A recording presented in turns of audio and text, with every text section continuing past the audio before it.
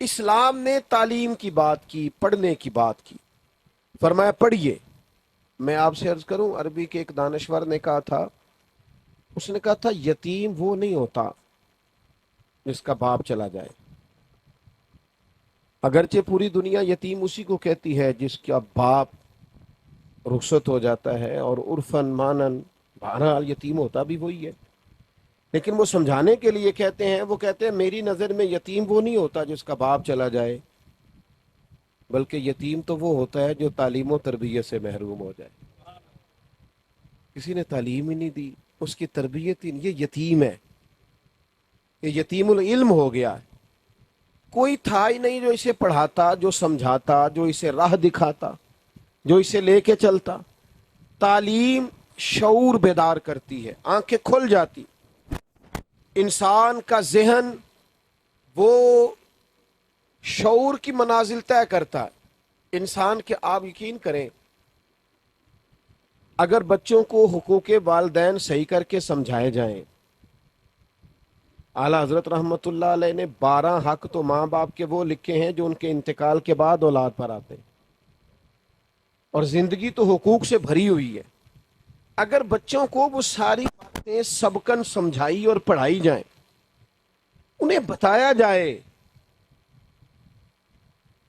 کہ تیرا رب تب راضی ہوگا جب تیرا باپ راضی ہوگا، انہیں بتایا جائے کہ اولاد پر، بیٹے پر سب سے زیادہ حق اس کی ماں کا ہے، جب انہیں پورے طور پر یہ شعور دے دیا جائے، سمجھا دیا جائے، یہ ان کی ذہن سازی ہو جائے، تو میں امید کرتا ہوں کہ یہ جو والدین بیچارے تکیوں پہ منہ چھپا چھپا کے روتے ہیں نا، یہ جو تکلیف میں رہتے ہیں، آزمائش میں آتے ہیں، بچوں کی نافرمانی بندے کو توڑ دیتی۔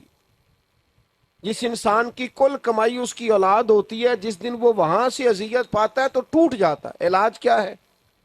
انہیں وہ حقوق سمجھائے جائیں، انہیں باور کرایا جائے، انہیں بتلایا جائے کہ بھائی یہ تمہارے ماں باپ ہیں، شریعت اسلامیہ نے یہ ان کے لیے قاعدہ رکھا ہے۔ یعنی حضور علیہ الصلوۃ والسلام نے ایک شخص سے کہا تو جہاد پہ نہ جا کے ماں کی خدمت کر، تیرے رسول کا وعدہ ہے تجھے گھر بیٹھے ہی ثواب دے دیا جائے گا۔ یہ شعور جب بیدار، اب دیکھیے میاں بیوی کا معاملہ ہے، کروڑوں روپے آپ لے آئیں گھر کے اندر، بہت کشادہ مکان بنا لیں آپ، دنیا کی ضرورت کی ساری چیزیں آپ جمع کر لیں، لیکن اگر میاں بیوی کا آپس میں محبت اور پیار کا تعلق نہیں ہے تو اس گھر میں وقت گزرتا ہی نہیں، زندگی تکلیف کا شکار ہو جاتی ہے۔ لیکن ہم نے بچوں کو اگر حقوق زوجین سمجھائے ہوتے، اس بیٹی کو پتا ہوتا، اسے سبق دیا جاتا، اور یہ باپ دیتا، باپ کہ بیٹا یاد رکھنا تیرے خاوند کے تیرے اوپر بڑے حقوق ہیں۔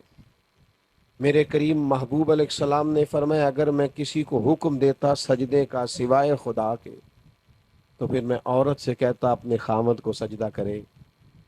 میرے نبی پاک علیہ السلام نے فرمایا جو عورت نماز کی پابندی کرے اور پردے کا خیال کرے، پابند ہو پردے کی، اور اپنے خاوند کی فرما بردار ہو، اگر دنیا سے جائے گی تو رب اپنے فضل سے جنت عطا فرمائے گا۔ ہم نے وہ فرنیچر کا آرڈر تو 3 مہینے پہلے دیا، زیور تو بنایا، لیکن جس کی بنیاد پر وہ گھر بننا تھا وہ نہیں بتایا۔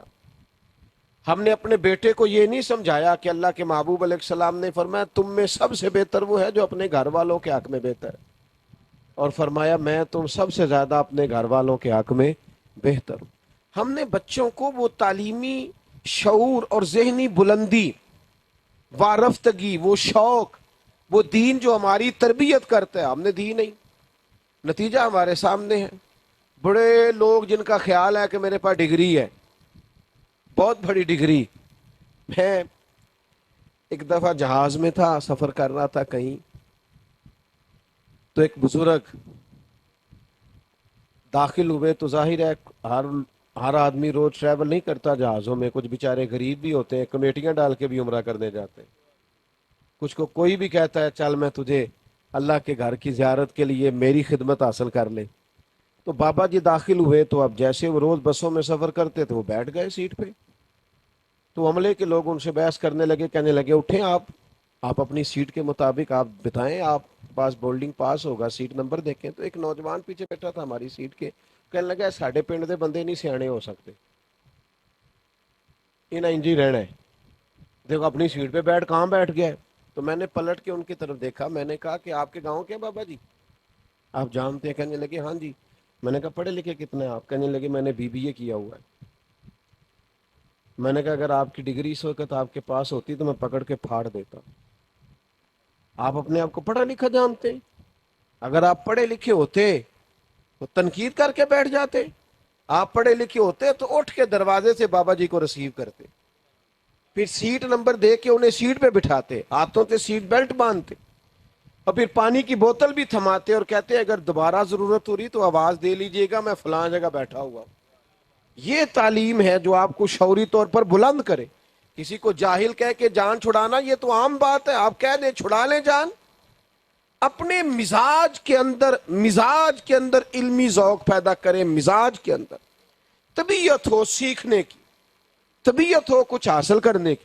ہمارے ہاں ہم خطابت سننے کے شوقین ہیں, بعض لوگ سور سنگیت کے شوقین ہیں, شعر و شاعری کے شوقین ہیں, لیکن اپنی تربیت کے لیے, اپنی اصلاح کے لیے ہم باتوں کو لینے کو تیار نہیں ہوتے. اپنی زندگی تربیت کی طرف لگائیں, بجائے اس کے کہ آپ یہ ظاہر کریں کہ فلاں کے ساتھ میری فوٹو آ گئی. آپ یہ چھوڑ دیں, آپ کہیں فلاں سے میں نے یہ خیر کی بات سیکھ لی, وہ یہ تربیت میں نے فلاں آدمی سے حاصل کر لی. زندگی میں مزاج, ایک تو شوق پیدا کریں نبی پاک کے دین کے علم کا, شوق پیدا کریں.